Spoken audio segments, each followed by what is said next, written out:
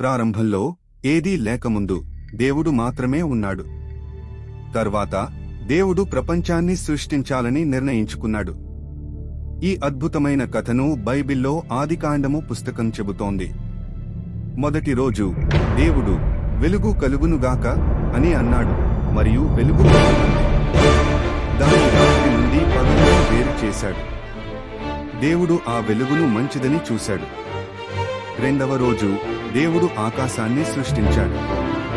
ఆకాశం కింద ఉన్న నీటిని ఆకాశం మీద ఉన్న నీటి నుండి వేరు చేశాడు. ఆకాశం మరింత గాలితో సగటుగా విస్తరించింది. మూడవ రోజు దేవుడు భూమిని సృష్టించాడు. అది గడ్డి నుండి ఆకృతిని పొందింది. ఆ భూమి పైన చెట్లు, మొక్కలు, పువ్వులు మరియు పండ్లు అన్ని సాగజేసేందుకు ఉత్పత్తి అయ్యాయి. అందరికీ అవసరమైన ఆహారం కలిగించడానికి ఈ జీవన మార్గాన్ని ఏర్పరిచాడు.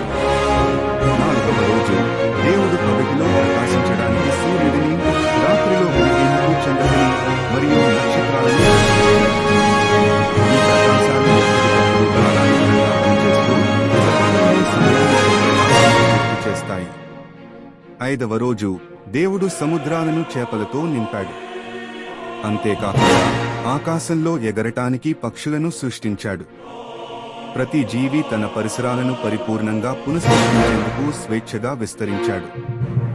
ఆరవ రోజు దేవుడు భూమిపై జంతువులను సృష్టించాడు, పెద్ద మరియు చిన్న జంతువులన్నిటినీ. దేవుడు ఆ తర్వాత ఒక పురుషుడు మరియు ఒక స్త్రీని సృష్టించాడు. వారిని తన స్వరూపానికి తగినట్లుగా సృష్టించి ప్రపంచం మొత్తం వారి చేతుల్లో అధికారాన్ని అప్పగించాడు. ఏడవ రోజు దేవుడు తన సృష్టి కార్యాన్ని పూర్తి చేసి విశ్రాంతి తీసుకున్నాడు. ఆ రోజును పవిత్రంగా చేసి విశ్రాంతిని ఆనందంగా జరుపుకోవడానికి ఏర్పాట్లు చేశాడు. దేవుడు 6 రోజులలో ప్రపంచాన్ని సృష్టించి 7వ రోజున విశ్రాంతి తీసుకుని ప్రతి దిశలో దేవుడు ఎంతో అందంగా సృష్టించాడని ఈ కథ